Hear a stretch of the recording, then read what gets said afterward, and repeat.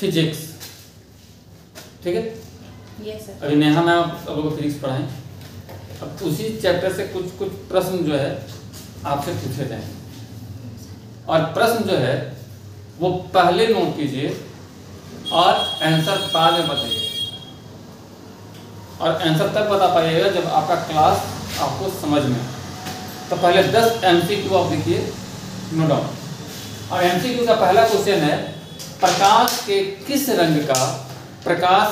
रंग का तरंग धैर्य न्यूनतम होता है? तरंग धैर्य न्यूनतम होता है, क्वेश्चन नंबर 1। क्वेश्चन नंबर 2 है कि दृश्य स्पेक्ट्रम का तरंग धैर्य क्या होगा? दृश्य स्पेक्ट्रम का तरंग धैर्य क्या होगा? और क्वेश्चन नंबर 3 है मैक्सवेल। अब यहाँ पे ग्लेन मैक्सवेल क्रिकेटर का नाम मत लिख लीजिएगा। मैक्सवेल के अनुसार प्रकाश तरंग में क्या होता है, उसमें क्या पाया जाता है? और चौथा क्वेश्चन है, सूर्य का प्रकाश कितने रंग से मिलकर बना होता है? और प्रकाश तरंग की चाल क्या होती है? और तरंग की चाल का सूत्र क्या है? ये 6 क्वेश्चन है, अभी 4 क्वेश्चन क्लास के बाद, ठीक है। तो चैप्टर का नाम है प्रकाश तरंग वेव, और प्रकाश तरंग लाइट वेव इसको अंग्रेजी में कहते हैं ना। तो मिस सानिया का कहना है कि इसको लाइट वेव कहते हैं। प्रकाश को लाइट क्या कहते हैं बताइए तो सर। ये कोई क्वेश्चन नहीं है क्वेश्चन, तो फिर आपको सानिया क्यों कहें? एक्चुअली मस्ती था, रिलैक्स करिए। तो सबसे पहले तरंग क्या है? तो तरंग एक विक्षोभ है सानिया जी। देखिए आपके सर पे सेव गिर जाएगा, फिजिक्स बन जाइएगा। आप एप्पल लेके जो बैठी हुई है ना, कहीं कपार पे गिर गया तो ससुरा फूटेगा नहीं, न्यूटन 2 सानिया 2 देखें, न्यूटन 2 ये गनीमत है कि हाथ में आ गया, कपार पे नहीं गिरा। अच्छा एक क्वेश्चन पूछ सकते हैं? हाँ। अगर न्यूटन के सर पे उस दिन सेब की बजाय अगर पेड़ ही गिर गया होता तो क्या होता? तो फिजिक्स के जगह पे फिजिक्स का निर्माण हो जाता। फिजिक्स, हाँ। तो तरंग एक विक्षोभ है जिसके द्वारा एक स्थान से दूसरे स्थान पर ऊर्जा का ट्रांसफर होता है, एनर्जी का ट्रांसफर होता है, उसको तरंग कहते हैं। एक स्थान से दूसरे स्थान। हाँ, जैसे मान के चलो ना कि हमारे यहाँ बल्ब जलता है ना, तो बल्ब किसे जलता है? एक वायर से करंट आता है, पास होता है तब ना बल्ब जलता है। तो क्या हुआ, यहाँ पे बिजली का ट्रांसफर हुआ, जहां से भी आ रहा है, जहां बिजली उत्पादन होता है वहां से ट्रांसफर हुआ तब नहीं आया। तो वही उसी को बोलते हैं तरंग। जैसे हम बोल रहे हैं तो आपको सुनाई दे रहा है, हाँ। तो ये भी कैसे सुनाई दे रहा है? तो एक तरंग है। जब बहरे लोग को सुनाई क्यों नहीं देता है? क्योंकि उनके कान का जो चदरा होता है ना, वो मोटा हो जाता है और वहां पे एयर फ्लो नहीं हो पाता है, एयर पास नहीं कर पाता, हवा पास नहीं करेगा ना। तो जिसके कान में अगर कान का जो मतलब क्या बोलते हैं, प्लेट होता है, स्टील प्लेट नहीं होता है लेकिन उसको स्टील प्लेट ही बोलते हैं। तो स्टील प्लेट होने के चलते क्या है, वो परत मोटी हो जाती है। और आप देखिए इसमें जब हम लोग तरंग पढ़ रहे हैं तो यहाँ पे 2 चीज हम लोग पढ़ेंगे, एक पढ़ेंगे यांत्रिक और एक पढ़ेंगे अयांत्रिक। मतलब वो लोग का कान का अंदर वैक्यूम होगा, निर्वात होगा, कुछ भी फ्लो नहीं करेगा। हाँ, वो वैक्यूम हो जाता है, वहां पे एयर बहुत स्लो जाता है। अगर वो आपकी बात को सुन पाते हैं या समझ पाते हैं तो आपके लिपसिंग को देख के, जैसे अक्सर क्या होता है ना कि लोग बोलते हैं कि अगर उनके बारे में निगेटिव बोलो तो सुन लेंगे, तो ऐसा नहीं है। वो आपके एक्सप्रेशन को पढ़ते हैं। आप अगर हंस कर उनको गाली देते तो तुमको समझ में नहीं आएगा, ठीक है। तो ये कॉन्सेप्ट तरंग का है, ठीक है। तो एक तरंग एक विक्षोभ है जिसके द्वारा एक स्थान से दूसरे स्थान पर ऊर्जा का ट्रांसफर होता है, स्थानांतरण होता है। अब इसके द्वारा पदार्थ का स्थानांतरण नहीं होता है। तो जो तरंग है उसके द्वारा पदार्थ का स्थानांतरण नहीं होता है। अब बिजली का जो वायर है उसको पकड़ के और 50 किलो चावल मेरे घर भेज दीजिएगा। जो बिजली का वायर होता है, without cover wire, nude wire उसको मान लो, उसको मैं 50 किलो चावल रख दूं, मेरे घर पहुंच जाएगा? ये एग्जांपल इसमें सेट नहीं कर, समझ में नहीं आएगा। समझ में इसलिए नहीं आया कि आप समझना नहीं चाह रहे हैं। हम बोल रहे हैं कि तरंग जो होता है ये ऊर्जा एनर्जी को ट्रांसफर करता है, किसी गुड्स को ट्रांसफर नहीं करेगा। बिल्कुल। तो गुड्स का ट्रांसफर नहीं करेगा, इट मींस कि हम एग्जांपल दे रहे हैं कि आप एनर्जी हमको अभी सबसे ज्यादा किसी से मिल रहा है, लाइन कट जाता है तब अरे गर्मी लगत होता है ना, पंखा कट जाता है, तो अभी एनर्जी का रिसोर्स सबसे बढ़िया है बिजली। तो बिजली हमको कैसे मिलता है? वायर से। विदाउट वायर आप यहाँ बिजली आ जाएगा? नहीं आएगा ना। तो जब अगर वायर से बिजली नहीं आएगा तो ये तो हो गया आपका रिसोर्स। अब मसला ये है कि इससे अगर आपको गुड्स भेजना हो, कोई वस्तु भेजना हो, तो वायर को आप यहाँ पे एक वायर मान को चलिए पास वाला बिजली का, इसमें 50 केजी चावल टांग दीजिए, आप इधर पहुंच जाएगा? नहीं पहुंच जाएगा ना। तो तरंग से सिर्फ बिजली ही पास ट्रांसफर होता है, एनर्जी ट्रांसफर होता है, कोई वस्तु नहीं जाए। क्लियर है? अब यहाँ पे आप देख रहे हैं कि इसमें एब्सेंस ऑफ मीडियम बताया गया है, जहाँ पे सॉलिड, लिक्विड और गैस। तो ये जहाँ तीनों नहीं होगा वहाँ क्या होगा बताइए? वैक्यूम होगा। तो वैक्यूम होने से क्या हो जाएगा? वहाँ पे कुछ मतलब कोई जो एनर्जी है ना, जितना भी इलेक्ट्रिक एनर्जी होती है यानी यांत्रिक जो तरंग होता है, मैकेनिकल, वो सब पास नहीं हो पाएगा बिल्कुल भी। एग्जैक्टली। तो जहाँ पे तीन चीजें नहीं होंगी उसको बोला जाएगा वैक्यूम, और वहाँ पे यांत्रिक तरंग जो है मैकेनिकल, यानी कि जो मैकेनिकल वेव जो है वो पास नहीं होगा, वो पास नहीं हो। क्या क्या? सॉलिड, लिक्विड और गैस। अब इसका जो जी है वो होता है 9.8 m पर सेकेंड, यानी कि मीटर पर सेकेंड। गुरुत्वीय त्वरण। तो गुरुत्वीय त्वरण आप मेजरमेंट करने का एग्जाम आया कि गुरुत्वीय त्वरण क्या होता है, इसका एक फार्मूला होगा 9.8 मीटर पर सेकंड। गुरुत्वीय त्वरण का मान 9.8 मीटर पर सेकंड। ठीक है।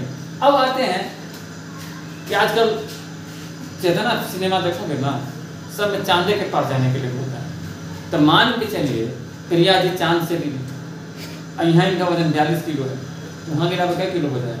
50 केजी की होगी, 42 ही बोल रहा है। नहीं सर, 45 किलो की है।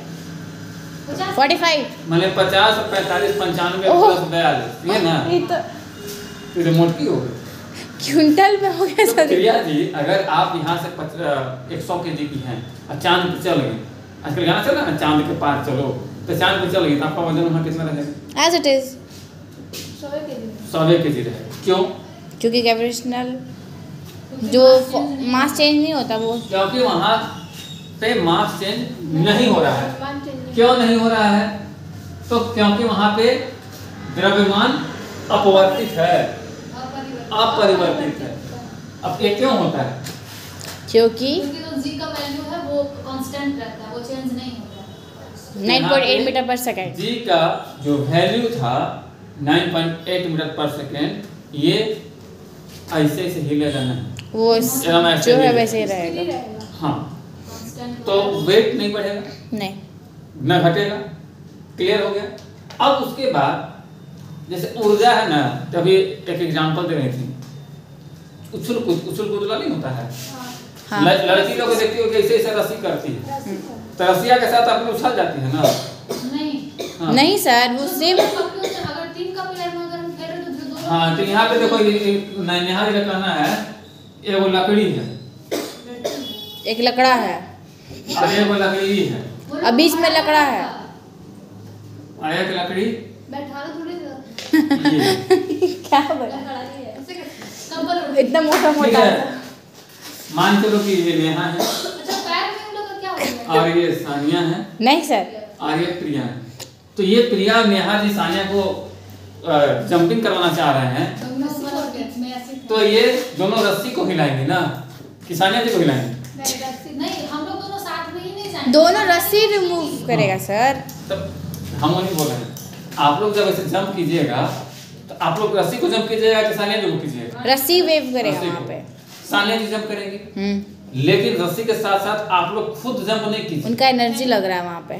ठीक है, सिर्फ आपका क्या लगेगा? एनर्जी लगेगा, ऊर्जा लगेगा। जैसे अभी कंकड़ का एग्जांपल आता है, पानी में कोई कंकड़ गिरता है तो पानी जो है ऐसे ऐसे राउंड जिलेबी की तरफ हो जाता है सीधा, वो एक जिलेबी वो सीधा होता है वेव ना? होता है। तो जिलेबी की तरफ सीधा हो जाता है, गोल। तो यहाँ हो गया। अब तरंग का जो है वो 2 प्रकार है, तरंग का दो प्रकार है, एक यांत्रिक है, एक मैकेनिकल, एक मैकेनिकल है, एक नॉन मैकेनिकल है, यांत्रिक और अयांत्रिक है। तो यांत्रिक कौन होगा? तो यांत्रिक में हो जाएगा जिसमें मीडियम रिक्वायर्ड है, यानी कि जो भी मैकेनिकल आइटम्स होंगे उसमें मीडियम की रिक्वायरमेंट, उसकी मीडियम रिक्वायरमेंट होगी, बिना सपोर्ट का, बिना सहयोग का, बिना किसी चीज का मार्फत का वो काम नहीं करेगा या पास नहीं कर पाएगा। हाँ, जैसे बार बार बिजली का एग्जांपल दे रहे थे, तो छोड़ दिए नेहा जी पूछी ना कि किसी बहरे आदमी को सुनाई क्यों नहीं देता है, तो क्योंकि उसके अंदर जो होता है ये नहीं होता है, सॉलिड, लिक्विड और गैस पास करने का जगह नहीं होता है, यानी कि उसका कान जो है वैक्यूम हो जाता है, वहाँ पे जो चादर है वो पैक हो जाता है। ठीक है, तो हम जब बोलते हैं तो ये आपको सुनाई कैसे देता है? Air, with the help of air, help of air. तो ये हो गया मीडियम रिक्वायर्ड, और दूसरा होता है इसमें नो मीडियम रिक्वायर्ड, यानी कि यहाँ पे मीडियम की आवश्यकता नहीं है। जैसे रोशनी, लाइट, तो रोशनी जो है उसके लिए किसी भी मीडियम हो सकता नहीं। आप अंधेला में भी रहिएगा, हवा नहीं भी रहेगा, थोड़ा बहुत कहीं ना कहीं से रोशनी आपको दिख ही जाए।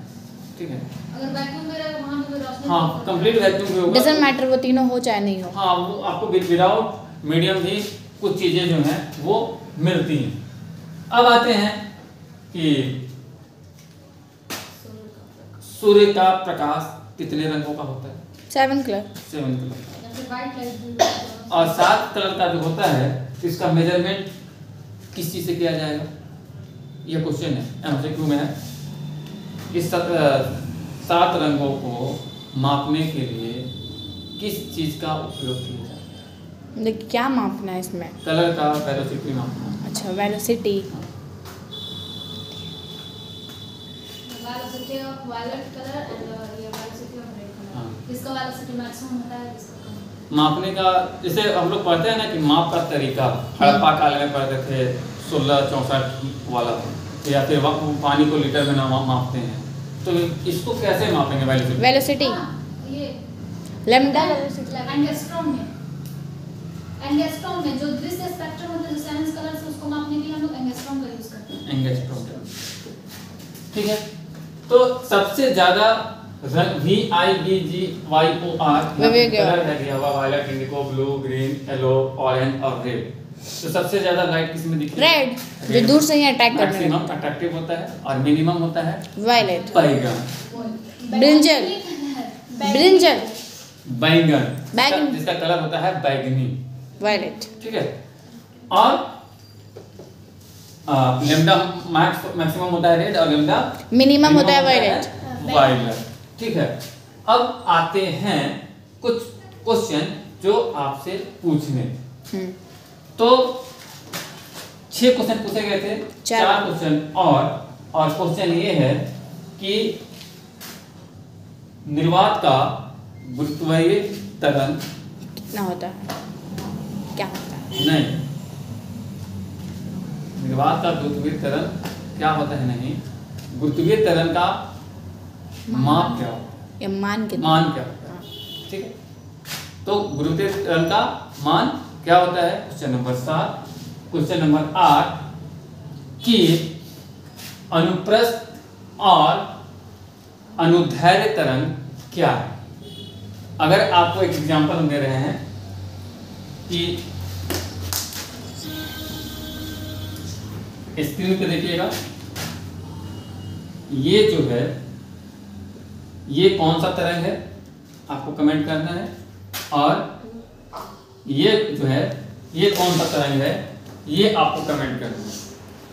अब बताइए ये अनुप्रस्थ है या ये अनुप्रस्थ है? अनुप्रस्थ तरंग कौन सा है? फर्स्ट वन, ये अनुप्रस्थ है, और ये क्या है? वेव है, अनुदैर्ध्य, करेक्ट। अनुदैर्ध्य का मतलब सर जिसके बीच में स्पेस ज्यादा हो, जिसके बीच में स्पेस ज्यादा हो, और जो क्लोज होता है, स्पेस नहीं होता है, उसको बोलते हैं मैक्सिमम टाइम वो ईसीजी में देखा जाता है ऊपर वाला। जो आप देखते हैं ना वो अनुप्रस्थ तरंग टाइप का होता है, क्योंकि वहाँ पे हार्ट बीट बढ़ता है तभी आपका ईसीजी होगा। जनरली कॉमन आदमी का ईसीजी नहीं करवाया जाता है। जब आपका हार्ट का प्रॉब्लम हो जाएगा ना, किडनी उडनी, आजकल क्या होता है कि धनिया पुदीना समझ ही रहे हैं, तो लहसुन इडली लहसुन प्याज हो जाएगा ना, तो झक झक झक झक झक झक झक करे लगेगा। तो ये है अनुप्रास और ये है अनुदैर्घ्य। तो आपको ये बताना है कि एंगस्ट्रॉम क्या होता है, एंगस्ट्रॉम क्या होता है और उसका मान कितना होता है। और उसके बाद